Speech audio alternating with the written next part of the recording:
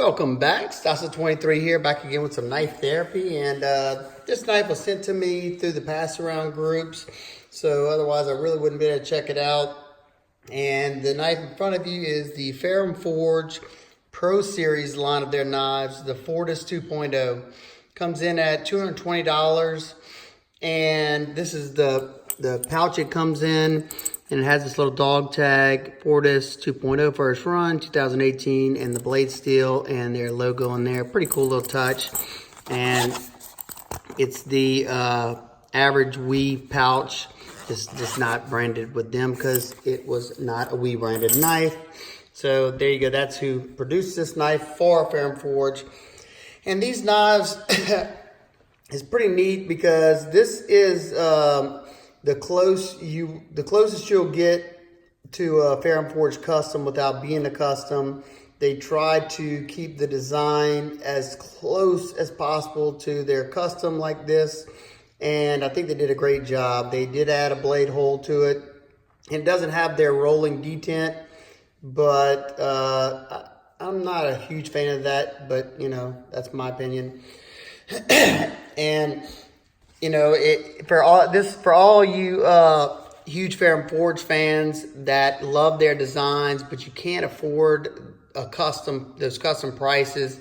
You know, this is a better chance. I know they're still, you know, not cheap, but way cheaper than the customs, and they're way more accessible than a lot of their customs as well. So I think it was very smart of them to produce this Pro Series line of knives. They got more designs coming out in the future. I think they said the Archbishop was next. That's one that I'm definitely interested to check out. It looks like a cool knife. Let's get some specs out of the way. You have an overall length of 8 1/4 inches, so it's a fairly nice size knife. You have a blade length of 3 5/8 inches. You have a grip area of 4 inches, a thickness of right at average at 0.5. And you have a stock thickness of a beefy 0.154, but they did grind this thing nice and lean. It through any of the cutting that I did, it performed really nice. It's 15 thousandths behind the edge. You don't see that often in production knives, so very, very cool. You have this high flat grind, so they were able to thin it out more, and I really appreciate that. Let's get into this blade. You have this nice dark stone wash on the blade. Kind of looks like an acid wash. You have a nice top swedge that gives you a nice, precise, very nice needle-like point for piercing. Flip it over. This is the only markings you have on the blade. First production run, I can take that or leave it. And you have the blade steel, which is CPMS 35 VN, which is good to go. Your blade hole has been chamfered all the way around, so it's not sharp whatsoever. And they also added this little divot on the spine. Perfect for getting your thumb right there to be able to put some leverage behind the blade. And especially in this grip right here, which is what I use whenever I was using the knife. I didn't go crazy with my testing on this one because it's not my knife, and I wanted it to be in good shape when it goes back to its owner. Let's see. You have a full 50/50 choil for human-sized hands. Now, if you do have real fat sausage fingers, it may be too small for you. I don't know, but I'm just speaking from my fingers. They fit fine right there. I am right up on that edge, so I was really careful, making sure I pulled through the cut and I wasn't doing any kind of stabbing motion. Knife came to me sharp. I don't know, you know, what the reviewers before me did with it, but and it stropped up really nice as well after I was done with it. You also have some functional jimping right here. I'm not a huge fan of jimping, especially with my beat up hands, but if you like jimping, it does lock you in. It is a little rough on my hands, but may not be so for you. Let's close this guy up. This is the home run of this knife in my eyes. That flipper tab is excellent. Perfectly executed flipper tab. I wish more makers would do that. At least in my eyes, the way it's already slanted back like this. You have jimping on there, and it's beveled, so you don't have any sharp edges, but you don't even have to think. You just put your finger on there and pull back. You can get a more positive detent and not break your fingers because of the way this this flipper tab set up. I do not have to think about it. Just put my finger on it, pull back, or you can push down.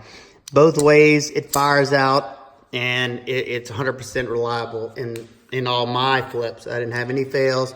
Very, very smooth action. It's riding on ceramic bearings, ceramic detent ball, like most Wii knives, and it definitely has the Wii knife quality. Let's go into the handle scales. You have standard Torx. You have a T8 on the pivot, and oddly, your body screws are T6. I would have thought they would have went and kept it with T8, but they didn't here. The ergonomics on this knife were pretty good. It is a flat scale. You don't have any contouring, but as you can see, you have this deep bevel going around there, so it keeps it pretty comfortable in hand. You also have this nice extensive milling going on here. You got the milled lines that add some texture to it, into your grip. And also, it looks like you got two nice faux bolsters. I think it would look really cool if you anode the two ends like that, a different color than the middle. Just that would really look cool. And also, I was checking online, you can get different. You don't have to get this milling pattern. They got one with holes. They got a few to choose from, which is also nice, just so you can pick what you like the most. You can see right here a nice deep engraved logo, Ferrum Forge logo right there. And you have your 3D milled titanium pocket clip. We just knows how to do the pocket clips. Usually with a sharp pocket clip like that, the retention's like really strong, but you have that nice ramp right there and goes in and out of the pockets really well. Let me show you what it looks like in a simulated pocket. There you go. So a good bit of the knife is buried in there. And being that they have the two screws right there, it gives you something to hold on to so you're not pushing down that clip, and you can easily get it in and out of the pocket. It was definitely a joy to get it in and out of the pocket. And with your slanted pockets, there you go. One thing that you don't notice here, and it doesn't bother me because I'm not a lanyard guy, but as you can see, there is no place for a lanyard. I guess if you wanted to, you could. Let's see. You could probably tie one around one of these standoffs. It doesn't look like the blade would hit it. You have a pretty good amount of room right there. The blade hole is functional. You can middle finger flick it. You can come down here and thumb flick it. It is a little odd, but if you come up here, the detent's too strong. It's fine with me. You get used to it by going down below right there. But the middle finger flick works really good if that's your deployment method that you like the most. But the star of the show is that flipping action. Like I said, they were able to they were able to give a nice positive detent because of that flipper tab. Also, as you can see right here, your tap for both left and right hand tip up carry only. So they were thinking about lefties. I think that's a good choice. You do have your lock bar your lock bar insert right there. You have total flow through construction with some hourglass standoffs. Nice touch. It doesn't make or break for me whether it has standoffs or backspacer. It looks like knife is. It's favoring the right a little bit. It might just be able to be adjusted. I didn't do that because this is just the way I received it. Let's see if I touched on everything before I give you all weight and some size comparisons. Overall, I think they did a great job on it.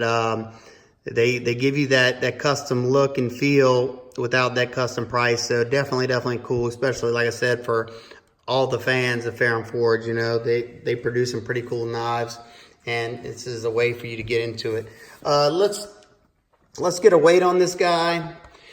And this is probably, you know, one of the reasons why I don't own this knife. I like a lot about the knife, but 5.7 ounces, which is not crazy. I have knives that are that heavy, but whenever it comes to those little things like this weight, you know, there's so many awesome knives out there, and I can only buy so many. So there's got to be some deciding factors on why I don't pick up a knife, and for me, that's one of them.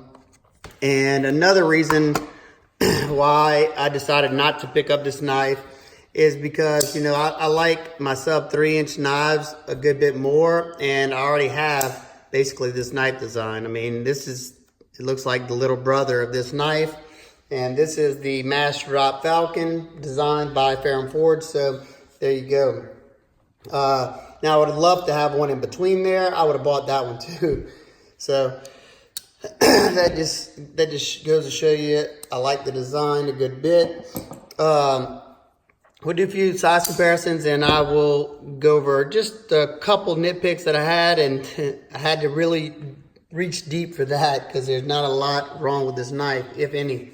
First knife is the Best Tech Pterodactyl. These two are very close in size. Pterodactyl might be just a hair longer. Next is the Kaiser Wanderer. The Wanderer is just a titch shorter than the Fortis 2.0. Let's see. Next one, just a knife that most people have or have held, the Spyderco Delica. And this is just a warning, but there you go. It's a good bit longer than the Delica. We got the Buck Marksman. This is the SK Blades exclusive. Love this knife. And it is a little bit shorter than the Fortis. Another We Produce knife, the Bullet. The Bullet is, it looks like it may be a little bit longer. Yeah, just by a little bit, not by much. And one more just because I have it laying right here. Let's see, is a Strider S&G. So the S&G is very close to the same size. It looks like the S&G might be, yeah, it's a little bit shorter than the Fortis. Alrighty, so nitpicks, complaints. Like I said, I don't have many. I was really grasping here, but let's see. I guess the only thing I can really talk about is, like I said, the weight is just a little bit heavier than I really like to carry. I mean, they did do a lot. I would have liked to see a little bit thinner blade stock, just because you got that nice high grind and you got it ground 15 thousandths. Because I noticed I was doing some cutting with another knife. Where is it at? It's not by me, but another knife that was also ground. Well, that was ground at 20 thousandths behind the edge. It was a Spyderco, but the blade stock was far thinner than this. This is, I think, 4mm blade stock, and I was breaking down some very thick cardboard, and I noticed the drag. Now, it still does the job really well, but you know, when you get into that thicker material where it's creating that wedge, you do notice this portion whenever it starts to get there. Now, it does a lot better job than a knife just like this that is ground 20 thousandths or 30 thousandths behind the edge, but just something noticeably. So maybe some thinner blade stock. I don't know. They've already done milling, but a little bit of weight reduction would have been awesome. And last, I noticed whenever I was bearing down, I was doing a little wood carving, and I noticed when I was bearing down, these milling lines kind of eat into my hands. And you know, I always preface, it might not bother you. My hands are beat up more than most. And I did notice that, especially whenever I bear down this portion right here, that line kind of eats into my fingers. But that was really putting some pressure down there. So, like I said, probably not an issue. And that's just, you know, reaching for the skies, trying to find the littlest thing.